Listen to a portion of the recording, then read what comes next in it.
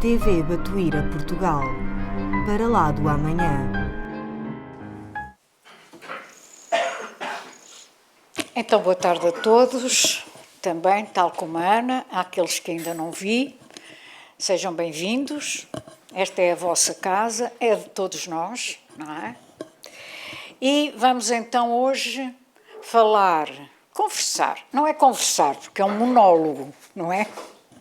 Mas vamos então hoje pensar, refletir um bocadinho sobre este tema, a influência do espiritismo no progresso humano.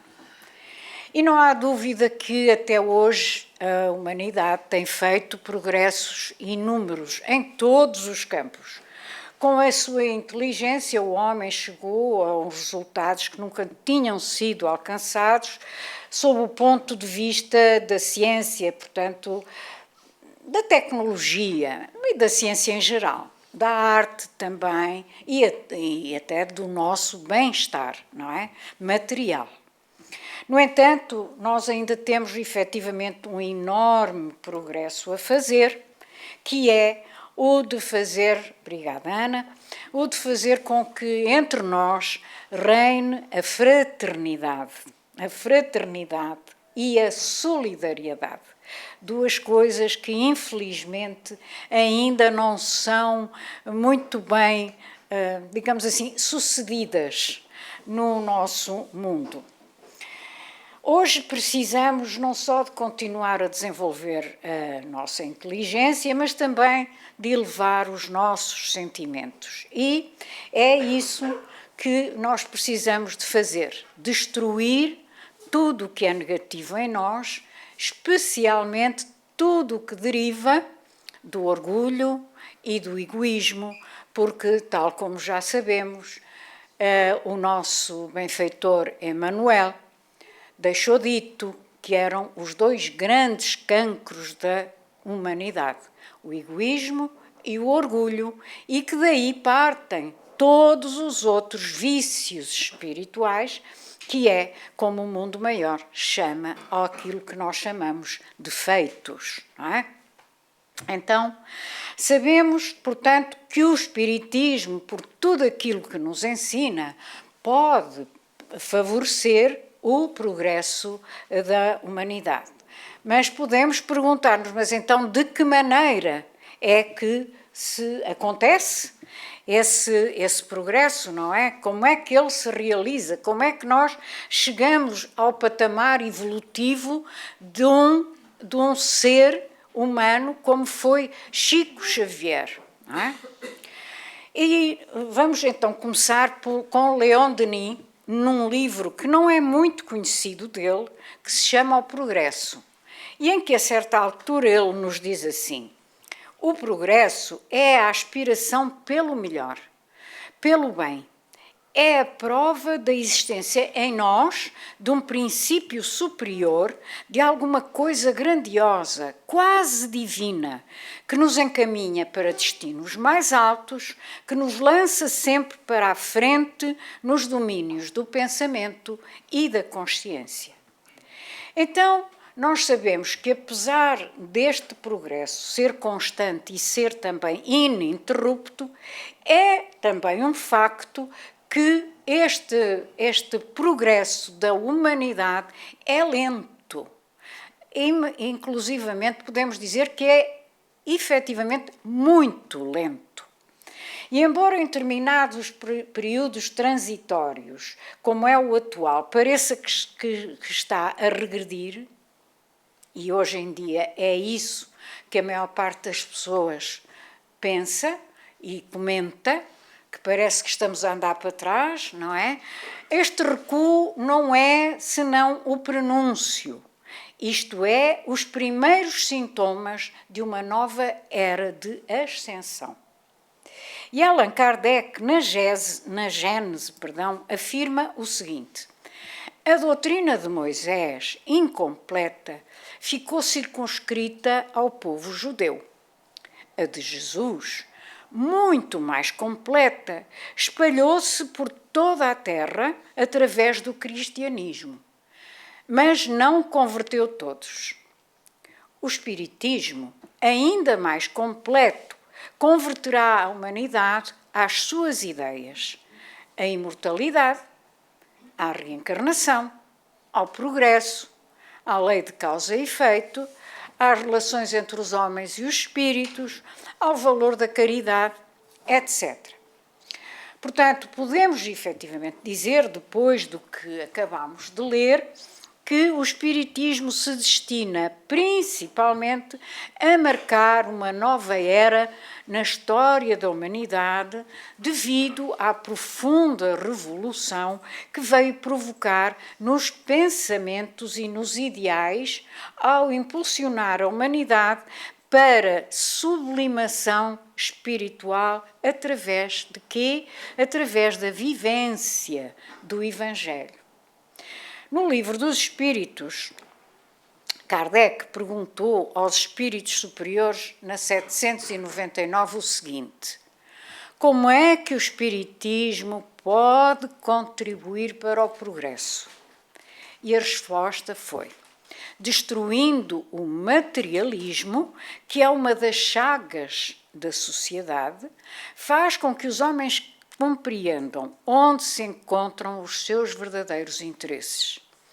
Deixando a vida futura de estar velada pela dúvida, o homem compreende melhor que poderá assegurar o futuro através do presente.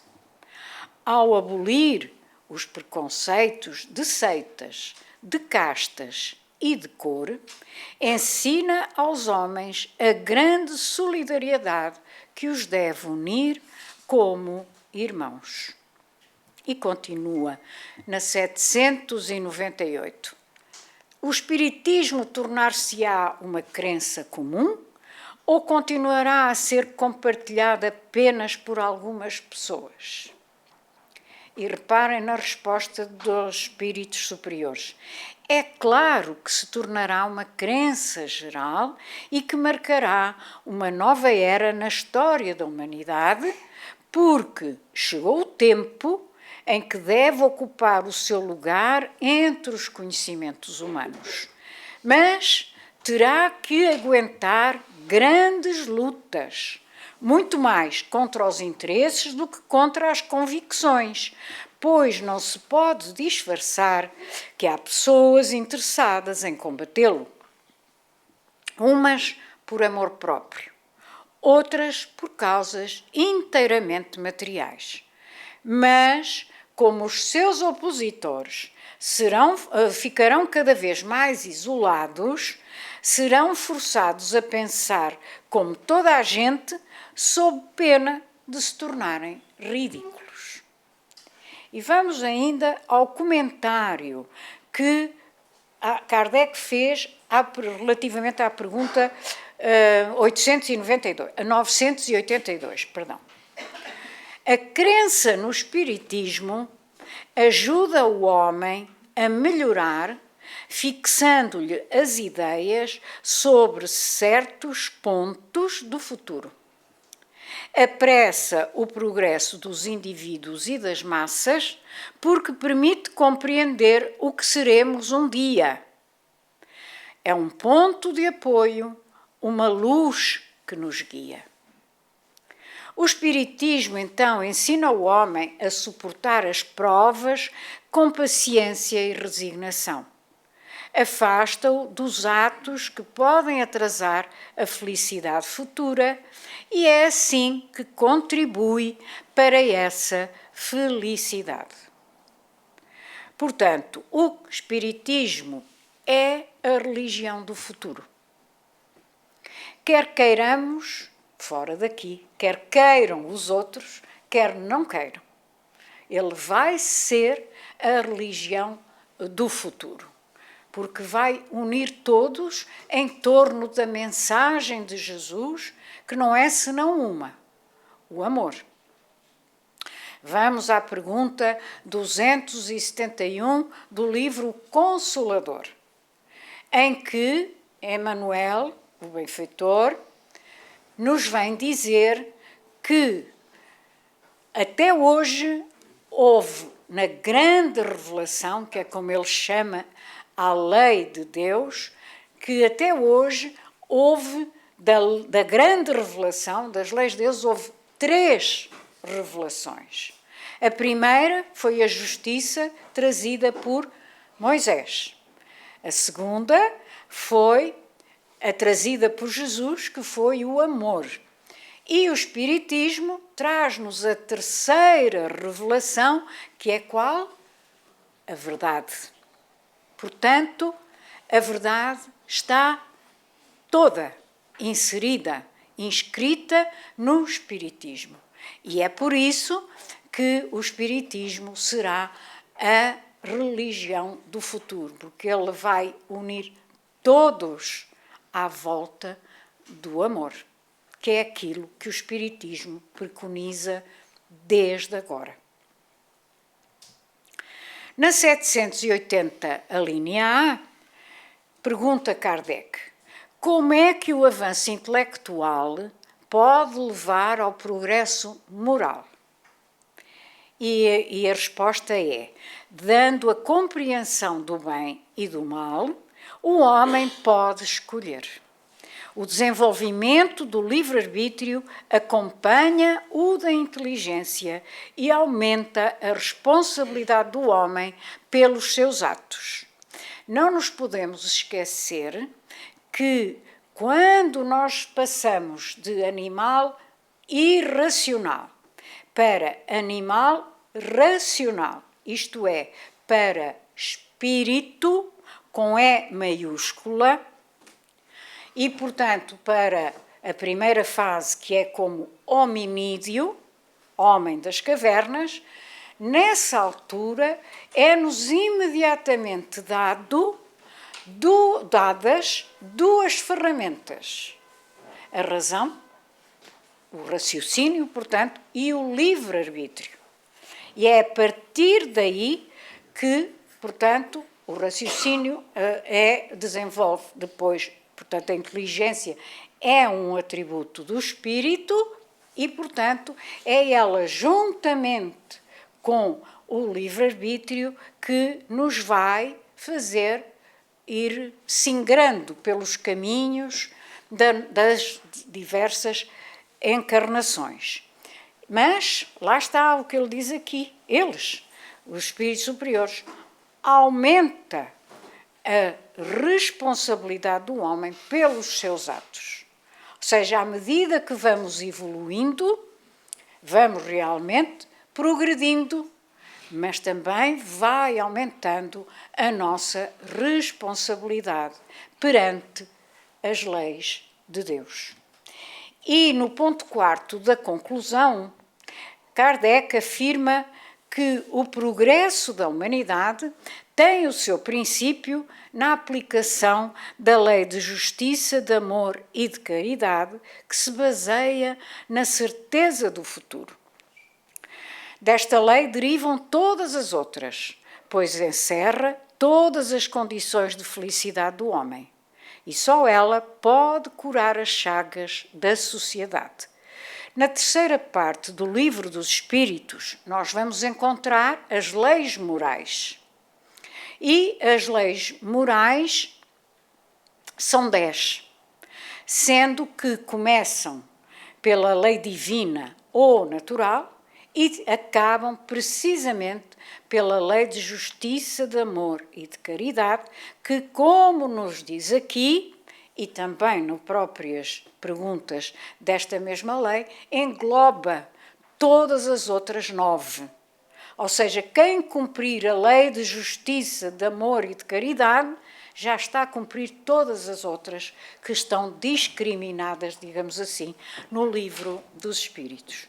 Mas na pergunta, que é a última, do Livro dos Espíritos, na 1019, o Espírito São Luís, que para quem não sabe, foi o espírito que era o mentor da Sociedade Parisiense de Estudos Espíritas, que Kardec fundou no dia 1 de janeiro de 1860, 1858 e que é considerado como sendo o primeiro centro espírita que existiu. E ele tinha o seu mentor, essa sociedade parisiense, tinha o seu mentor e era São Luís, cuja última encarnação conhecida foi como Luís IX de França, o rei Luís IX de França.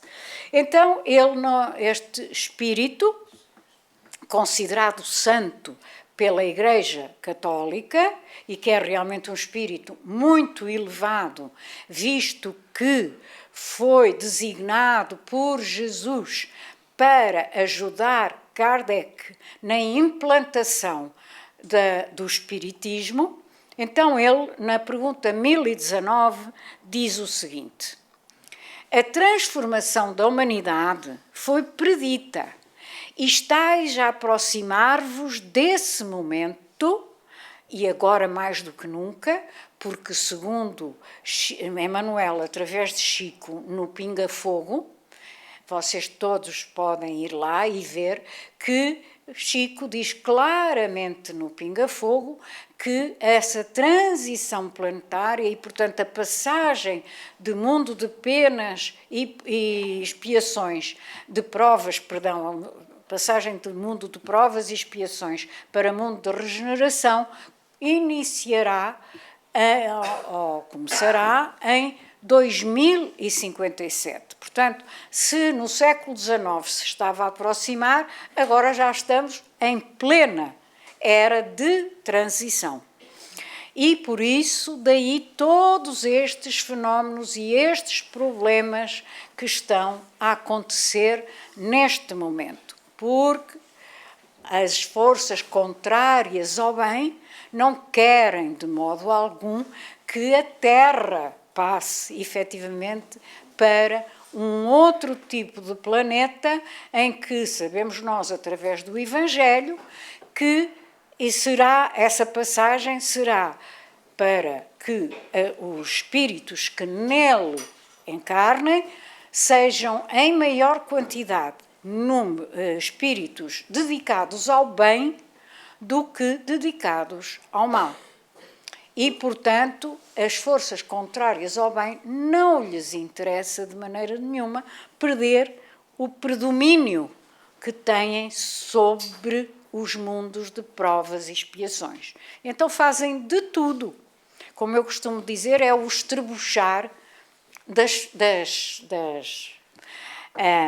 trevas, porque realmente é como quando se corta a cauda, não é? A uma salamandra.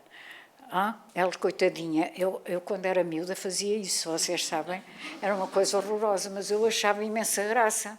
Eu hoje, cada vez que me lembro disso, fico doente comigo própria. Mas eu gostava imenso de ver as sardaniscas, que é como nós lhe chamamos, aquilo a continuar a andar quando a pobre da sardanisca já tinha fugido sem o rabo, não é? Pronto, mas é a mesma coisa, ficou ali a estrebuchar, não é? Até acabar por, coitadinho, pois, ficar sem vitalidade nenhuma aquele bocadinho, não é? Coisas horrorosas que eu fazia, enfim. Bom, mas então, a transformação da humanidade, portanto, foi predita, e quem o está a dizer é São Luís, e estáis a aproximar-vos desse momento, 2057, que apressam todos os homens que auxiliam o progresso. Olhem a nossa responsabilidade, não é? Todos temos esta responsabilidade. Nós temos conhecimento, mas quanto mais conhecimento temos, também maior cota de responsabilidade vamos adquirindo, não é? E nós temos realmente que ajudar a esse progresso. Não é a tentar fazer novos adeptos, assim, de chofre. É pelos nossos atos. Não é por aquilo que nós dizemos, é muito mais por aquilo que nós fazemos ou por aquilo que deixamos de fazer, que passamos a não fazer.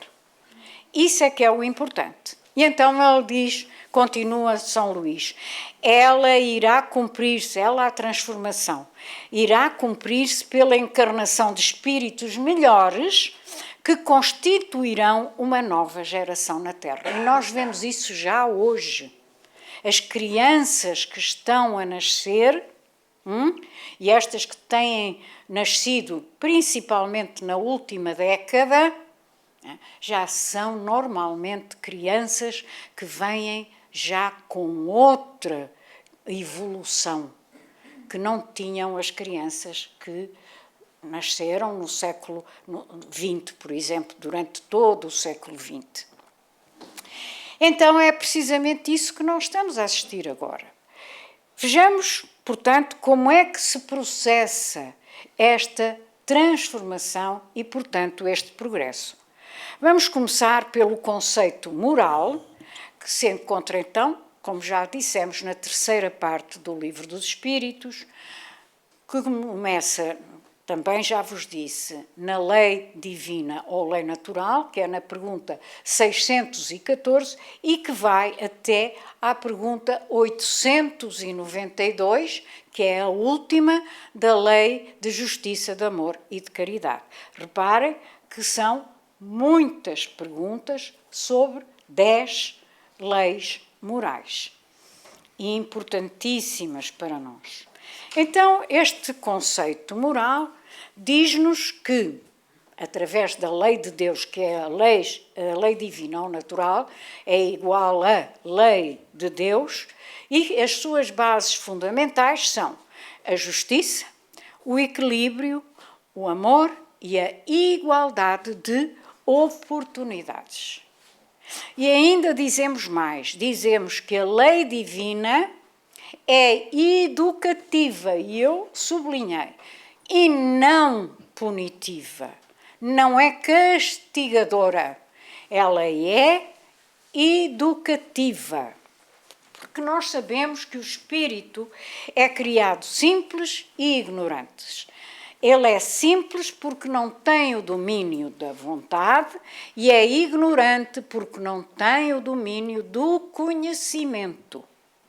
Ele vai aprendendo, o espírito vai aprendendo com as reencarnações, ao ir errando e ao ir acertando, até um dia atingir, então, a perfeição, que é aquilo para que todos nós, todos, sem exceção, o maior criminoso deste mundo, todos estamos fadados, digamos assim, para chegarmos a espíritos puros, ou seja, à perfeição.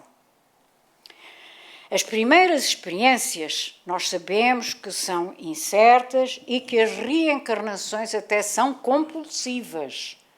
Não vimos por vontade própria, somos empurrados, entre aspas, pelos nossos amigos espirituais para as encarnações. E nesta altura, praticamente não há nem consciência nem livre-arbítrio. Mas, gradualmente, nós vamos adquirindo essas duas. E é o próprio espírito, então, quem vai influenciar o seu próprio crescimento. Por isso é que ele pode ser mais rápido ou mais lento. E à medida que nós crescemos em termos intelectuais e espirituais, vamos então adquirindo mais consciência e maior livre-arbítrio. Porque, como sabemos, cá está esta celebérrima frase, não é?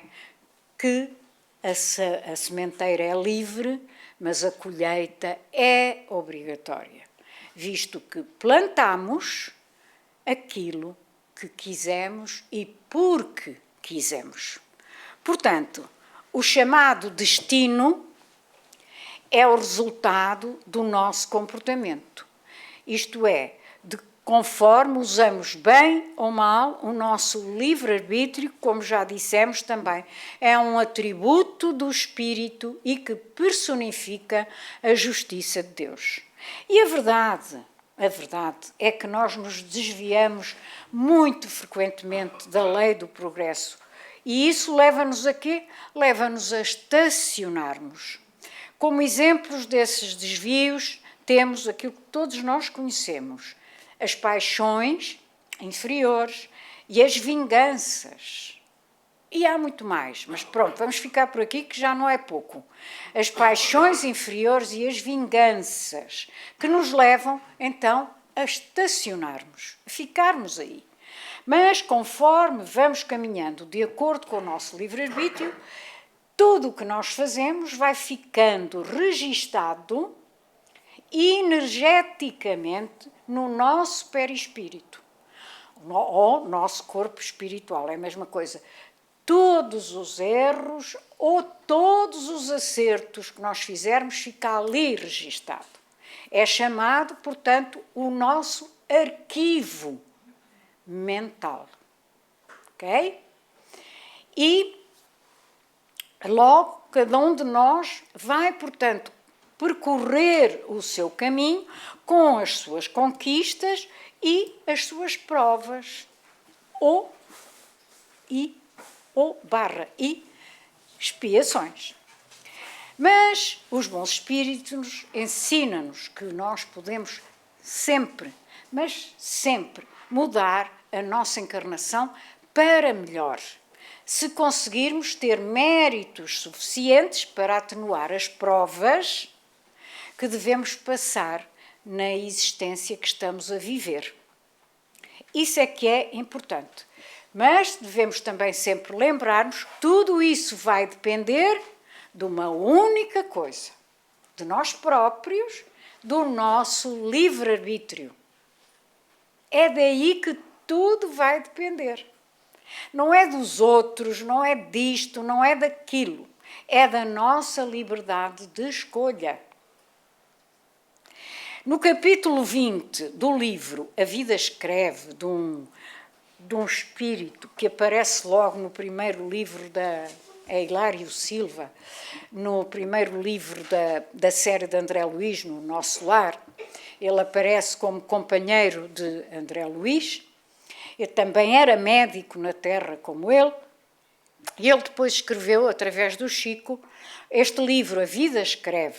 E ele nela conta a história do Saturnino Pereira, um homem que perdeu um dedo quando devia ter perdido um braço.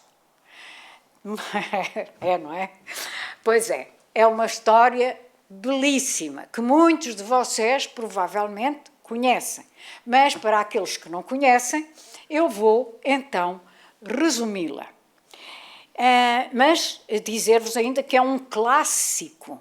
Este livro e principalmente esta história que nos conta o espírito Hilário Silva é um clássico da literatura espírita.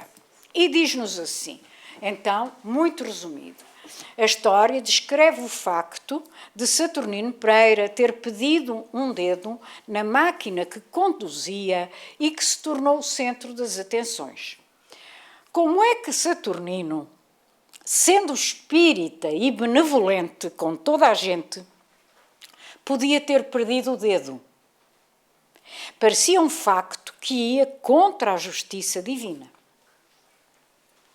Porque muita gente também tem a ideia errada, erradíssima, de que por ser espírita e estar a trabalhar numa casa espírita, tudo o que fez antes, ou toda a sua vida, todas as asneiras, tudo fica ali limpo, limpinho. É tudo uma beleza. Temos todos umas auras brilhantíssimas. E, portanto, é um grande erro, não é? Não é nada disso. Não é nada disso. Só demonstram os que assim pensam que não estudam a doutrina. Porque se estudassem, sabiam que tudo está de acordo com o mérito que nós vamos ou não vamos demonstrando ao longo da encarnação, mesmo estando a trabalhar numa casa espírita. Ainda hoje, no estudo que tivemos antes daqui da palestra, houve alguém, não me lembro quem foi, que trouxe efetivamente um exemplo desse tipo, não é? Que como achava que estava num centro espírita, não precisava de mais nada, aquilo que era uma beleza e uma lindeza. Cheguei ali, sou espírita, agora estou protegidíssimo. Protegidíssimo. Aqui dentro não me entra nada. Nada. Porque eu tenho uma couraça à minha volta. Só que muitas vezes a nossa couraça é outra. Não é a que nós gostávamos de ter, não é? Portanto, vamos pensar bem nisto, que isto é uma coisa muito séria. Estamos a brincar, mas é muito sério. Muito sério, porque depende, efetivamente, de cada um de nós estarmos melhor ou menor, ao menos bem apetrechados em termos espirituais para resistirmos ou não às dificuldades, às tentações, etc., que nos apareçam pela frente. Mas vamos continuar com o Saturnino. Então, o Saturnino era espírito e era boa pessoa. Pronto. Então, como é que ele podia ter perdido um dedo? Que sacrilégio! Então, um trabalhador de uma casa espírita passar por uma coisa dessas? Absolutamente inconcebível. Para quem não estuda, claro. Parecia um facto, dizem eles, que ia contra a justiça divina. Mas à noite, na reunião privada do centro espírita que ele frequentava, o orientador espiritual revelou-lhe que numa encarnação passada ele tinha triturado num engenho rústico o braço de um seu escravo. E disse-lhe o orientador: por muito tempo no plano espiritual, você andou perturbado, contemplando mentalmente o caldo de cana enrubescido pelo sangue da vítima, cujos gritos lhe ecoavam no coração. Por muito, muito tempo. Ele esteve no umbral, por muito, muito tempo. E você implorou existência humilde em que viesse a perder no trabalho o braço mais útil, lei de causa e efeito. Mas você, Saturnino, desde a primeira mocidade, ao conhecer a doutrina espírita, tem os pés no caminho do bem aos outros. Você tem trabalhado, esmerando-se no dever. Regozije-se, meu amigo, você está pagando em amor a sua dívida à justiça. E foi assim que ele, em vez de perder o braço, que era aquilo que deveria ter perdido, só perdeu um dedo, porque estava a dedicar-se a estudar e a ajudar o próximo. Portanto, não podemos esquecer que os reflexos das encarnações nas nossas vidas são geridas e conduzidas pela lei de causa e efeito, pelo nosso livre-arbítrio e pela lei do progresso, que é muito importante. Porque pelo livre-arbítrio nós somos totalmente livres para decidir o caminho que vamos percorrer. E a nossa consciência agora já nos dá o discernimento para sabermos o que é bom e o que é mau. Mas não há dúvida nenhuma que somos nós que escolhemos. E Kardec, voltando à Gênese, ele diz-nos o seguinte: se o homem tivesse sido criado perfeito, seria levado fatalmente ao bem. Ora, em virtude do seu livre-arbítrio, ele não é levado nem ao bem, nem ao mal. Deus quis que ele estivesse submetido à lei do progresso e que esse progresso fosse fruto do seu próprio trabalho, a fim de que tivesse o mérito desse trabalho, assim como carrega consigo a responsabilidade do mal que é feito pela sua vontade. Mas voltemos ao Livro dos Espíritos e na pergunta 800, Kardec pergunta: devemos temer que o espiritismo não consiga triunfar sobre a negligência dos homens e sobre o seu apego às coisas materiais? E a resposta: seria conhecer muito poucos homens quem pensasse que uma causa qualquer os pudesse transformar como por encanto. As ideias modificam-se a pouco e pouco conforme os indivíduos e é preciso que passem gerações para que se apaguem totalmente os vestígios dos antigos hábitos. A transformação, portanto, só pode efetuar-se com o tempo, gradual e progressivamente.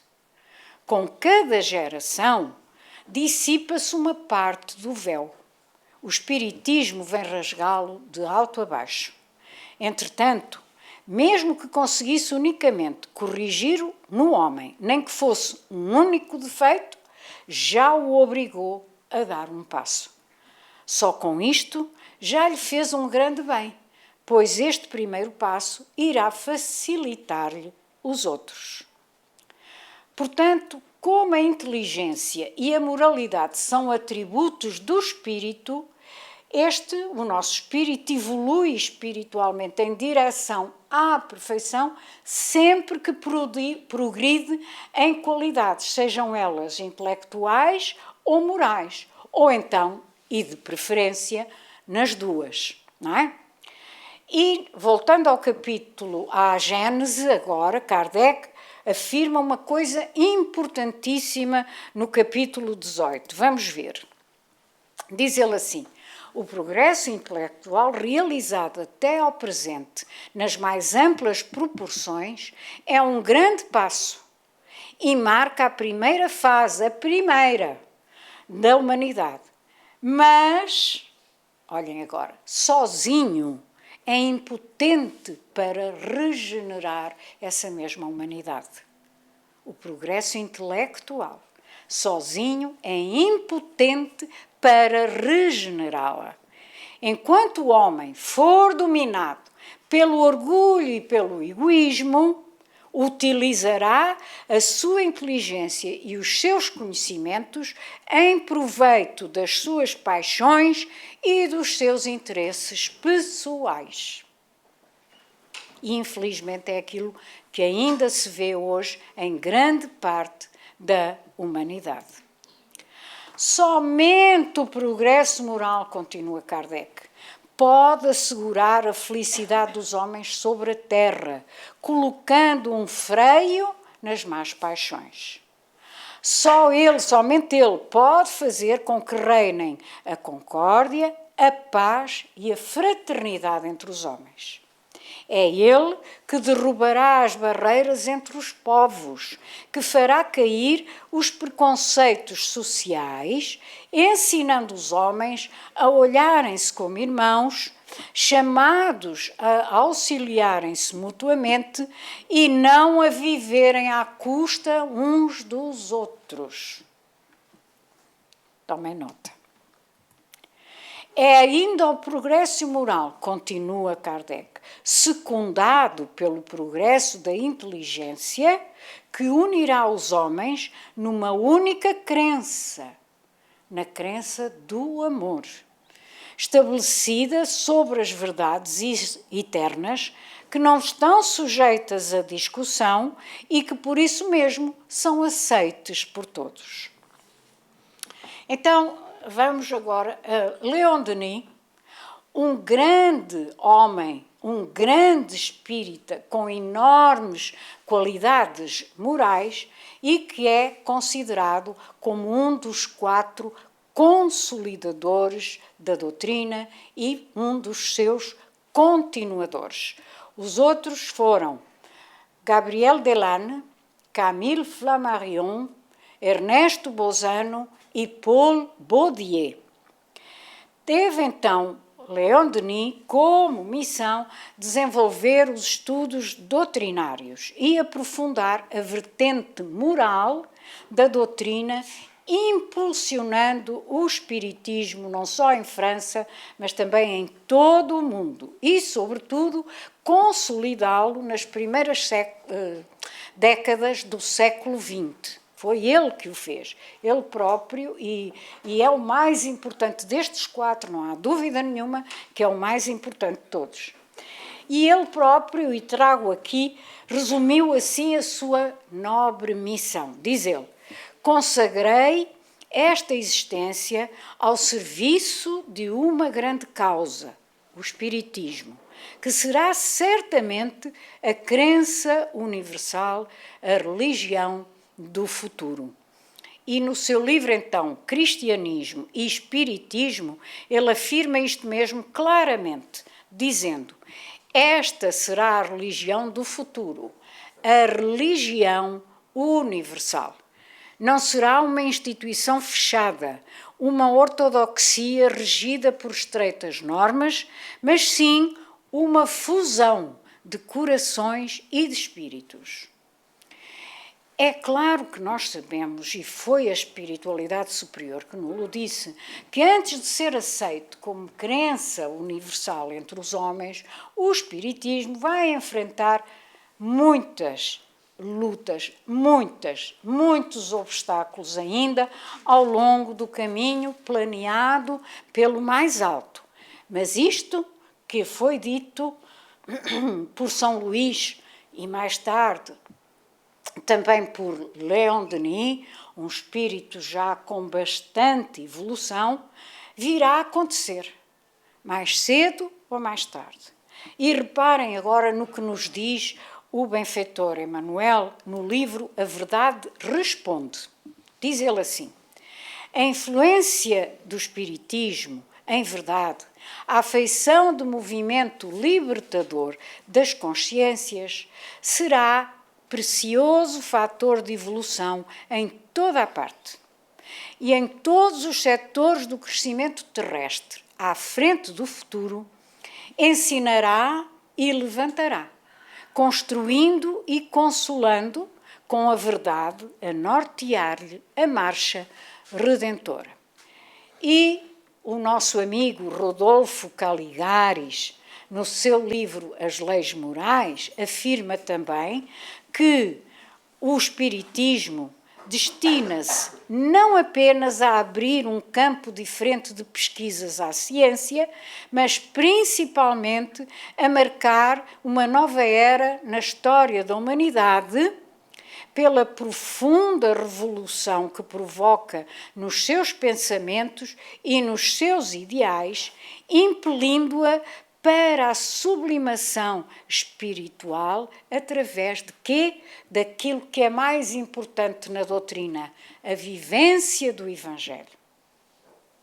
Não podemos, de maneira nenhuma, dentro do espiritismo, ficar apenas na parte científica ou na parte filosófica. O mais importante é a parte religiosa. É essa que nos vai levar mais rapidamente a outros mundos mais, eu ia dizer sublimados, mas é um exagero, mais elevados do que a Terra. É através da mensagem de Jesus, que está toda no Evangelho. Porque só a aceitação dos princípios espíritas não vai fazer nenhum de nós melhor. Nem pensem nisso. A melhoria do espírito fica à vista de todos quando nós fazemos o quê? Quando nós mudamos os nossos comportamentos. Aí é que nos vai garantir que estamos a ter uma verdadeira transformação moral. E foi por isso que no Evangelho, no capítulo 17.4, eu adoro esta frase e sei a de cor, mas trouxe-a para vocês também a decorarem, porque é uma frase fundamental do Espiritismo. Reconhece-se o verdadeiro espírita pela sua transformação moral e pelos esforços que faz para dominar as suas más tendências. Isto, meus amigos, é que é o fundamental para progredirmos. Ok? Sendo como é a transformação do homem a transformação moral do homem, o fim último do espiritismo, Kardec fala deste assunto em todas as obras básicas. E no Livro dos Médiuns ele vai nos dizer que se o espiritismo, conforme foi anunciado, tem que determinar a transformação da humanidade, claro é que esse efeito só se poderá produzir melhorando as massas, o que se verificará gradualmente, pouco a pouco, como consequência do aperfeiçoamento dos indivíduos. Que importância tem acreditar na existência dos espíritos se esta crença não faz que aquele que a tem se torne melhor, mais benigno e indulgente para com os seus semelhantes, mais humilde e paciente na adversidade? De que serve ao avarento ser espírita se continua avarento? Ao orgulhoso se conserva cheio de si? Ao invejoso se permanece dominado pela inveja? Assim, poderiam todos os homens acreditar nas manifestações dos espíritos, mas a humanidade ia ficar estacionária. E no comentário, porque já sabem que no Livro dos Espíritos, Kardec, de vez em quando, faz grandes comentários a determinadas respostas que a espiritualidade lhe dá. E neste é a questão 917 que ele escreveu o seguinte, no comentário. Louváveis esforços, indubitavelmente, se empregam para fazer com que a humanidade progrida. Os bons sentimentos são animados, estimulados e honrados mais do que em qualquer outra época. Entretanto, o egoísmo, verme roedor, continua a ser a chaga social.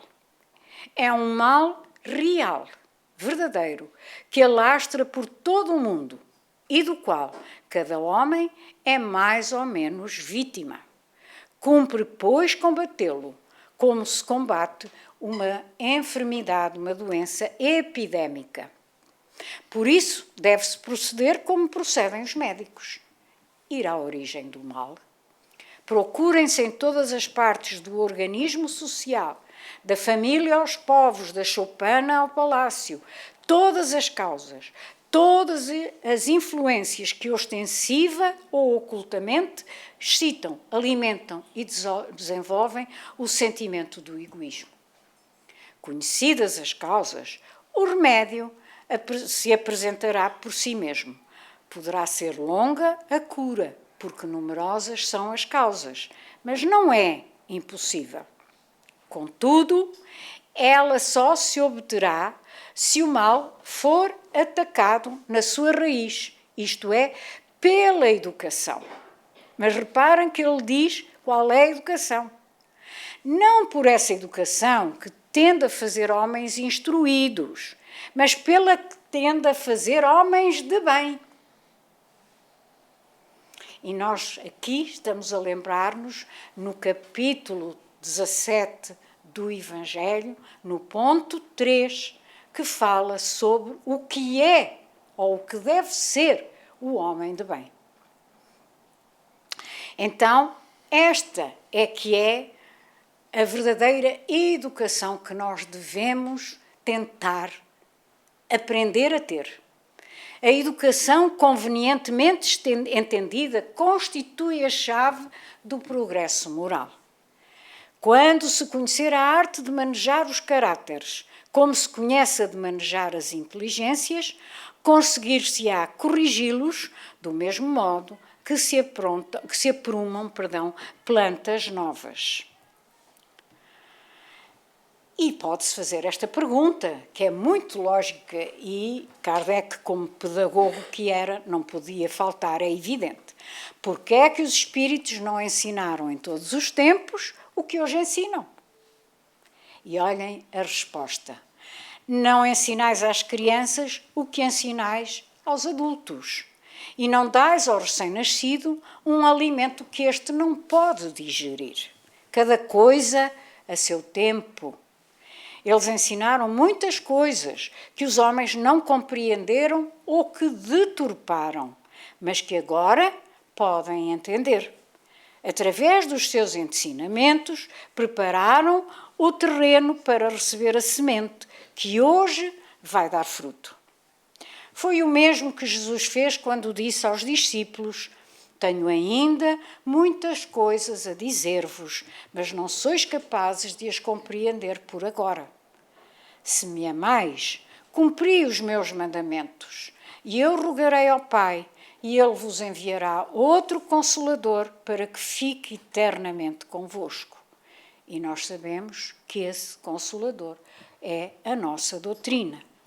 O Espírito da Verdade, que o mundo não pode receber porque não o vê nem o conhece. Mas vós conhecê-lo-eis, porque ficará convosco e estará em vós. Porém, o Consolador, que é o Santo Espírito que o Pai enviará em meu nome, esse é que vos ensinará tudo e há de recordar-vos tudo o que vos disse. Que é exatamente esse o papel do Espiritismo.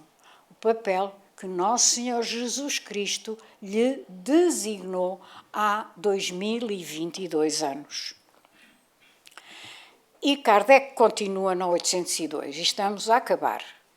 Visto que o Espiritismo deve ser um marco no progresso da humanidade, por que é que os espíritos não apressam esse progresso através de manifestações tão generalizadas e patentes que a convicção atinja até os mais incrédulos? E olhem, trata-nos mesmo como crianças, mas criancinhas mesmo de berço, desejáveis milagres. Mas Deus espalha-os às mãos cheias no vosso caminho e mesmo assim ainda há homens que os negam. O próprio Cristo convenceu os seus contemporâneos através dos prodígios que fez? E nós sabemos que não foi isso que aconteceu, não é? Somos mesmo criancinhas espirituais, bebés. Não pensemos que já somos adolescentes. Ainda não. Somos bebés. Não vedes atualmente, continua, homens a negarem os factos mais patentes que se passam ante os seus olhos? Não há os que dizem que não acreditavam mesmo que vissem? Não. Não é por meio de prodígios que Deus quer encaminhar os homens. Na sua bondade, quer dar-lhes o mérito de se convencerem através da razão, através do raciocínio, da inteligência. É isso que estamos aqui a aprender a fazer. Os espíritos responsáveis pela codificação espírita são incisivos ao dizerem: por meio do espiritismo, a humanidade tem que entrar numa nova fase, a do progresso moral, que lhe é consequência inevitável. E isto está na conclusão, no ponto 5 do nosso livro dos Espíritos. E ainda não vos deixo ir sem ouvirmos o Emmanuel, outra vez. Então vamos lá, ele fala-nos da missão do Espiritismo no roteiro, no capítulo 38. Só vos trago alguns extratos, não se assustem. Diz assim: a missão do Espiritismo não será destruir as escolas de fé até agora existentes. Não é isso. A doutrina dos espíritos apoia os princípios superiores de todos os sistemas religiosos do mundo. O espiritismo é, acima de tudo, o processo libertador de consciências, a fim de que a visão do homem alcance horizontes mais altos. E é isso, efetivamente, que o espiritismo tem que fazer e faz, porque ao combater os vícios e ao estimular o desenvolvimento das virtudes, ele tem todas as condições para influir no progresso da humanidade, promovendo a nova era, que é essa era de renovação moral e social. E não há dúvida nenhuma que o espiritismo se há de tornar uma crença universal, porque ela representa a chave de luz para os ensinamentos do Cristo, tal como nos ensina o benfeitor Emmanuel, ainda no seu livro Roseteiro. O Espiritismo vem alargar ao homem a senda para mais elevadas formas de evolução. Chave de luz para os ensinamentos do Cristo, explica o Evangelho não como um tratado de regras disciplinares nascidas do capricho humano, mas como a salvadora mensagem de fraternidade e alegria, comunhão e entendimento, abrangendo as leis mais simples da vida. Portanto, e como conclusão, vamos dizer que, como o tempo é irreversível e os minutos perdidos não voltam, tenhamos em atenção que, se formos negligentes, vamos perder a oportunidade de juntar novos valores morais ao nosso património espiritual. E não nos podemos esquecer de que falar de progresso moral e espiritual é falar da nossa transformação interior. É falar da nossa reforma íntima, que é essa que nos vai fazer ascender a mundos superiores e, portanto, mais felizes. E não nos podemos esquecer também que falar de progresso moral e espiritual é falar de amor ao próximo, de fraternidade, falar de humildade, falar de caridade, da material, mas especialmente da caridade moral.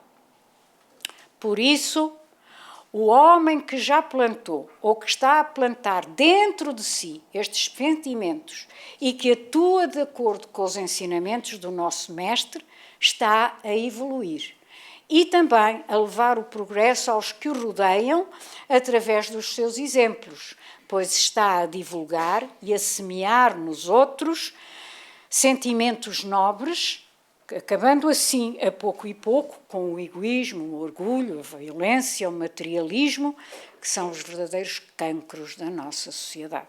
Portanto, que fazemos todos nós fazer parte deste exército do bem que luta pelo progresso da humanidade em direção a um mundo melhor. E que Jesus nos abençoe nos nossos propósitos, que possamos levá-los avante, porque tal como ele próprio disse, eu sou a luz do mundo, quem me segue não andará nas trevas, mas terá a luz da vida. Muito obrigada pela vossa paciência, muita paz, um ótimo resto de fim de semana.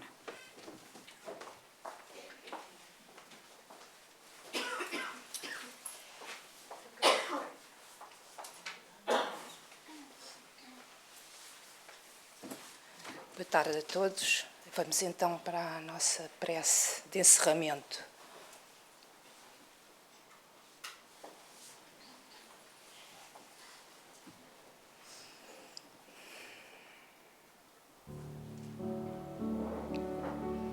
Então vamos elevar o nosso pensamento até àquele que é o caminho, a verdade e a vida, o nosso Mestre Jesus. E a Ele nos vamos dirigir. Querido Mestre Jesus, amigo de todas as horas, nosso irmão maior, aqui estamos diante de Ti, Mestre, para vos agradecer por mais este dia desta nossa presente encarnação.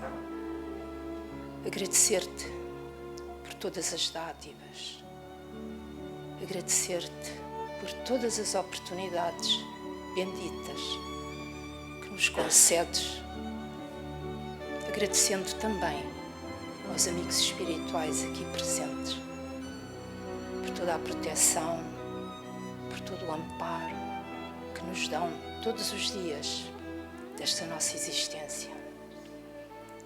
E vos pedir, Mestre amado, por todos nós que aqui nos encontramos, encarnados e desencarnados. Pedir-te o amparo, pedir-te a força, pedir-te a coragem para nós continuarmos sempre em frente, perseverantes no teu caminho.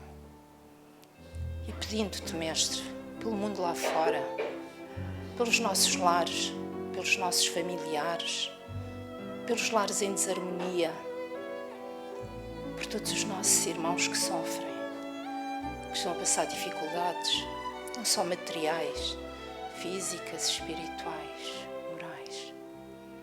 O amparo para todos esses nossos irmãos, Mestre. E pedindo-te pela paz do mundo, a paz entre os homens, pelos países do mundo inteiro, pelos governantes, para que possam governar com amor, com justiça. E, Mestre amado, põe no coração dos homens a compaixão, a caridade, Mestre. E, Mestre amado, te pedimos, continues conosco, fortalecendo a nossa fé e amparando-nos nas nossas imperfeições. E ajuda-nos, Mestre, a ser pessoas melhores. Ajuda-nos a amar como Tu nos amas. E ensina-nos a saber perdoar sempre. E assim, Mestre, com a Sua permissão, vamos dar por encerrada a palestra desta tarde, agradecendo que a Tua vontade e a vontade do Pai estejam sempre presentes e acima da nossa vontade. E que assim seja. Graças a Deus. Não se esqueçam das águas, se faz favor. Boa tarde. TV Batuíra Portugal. Para lá do amanhã.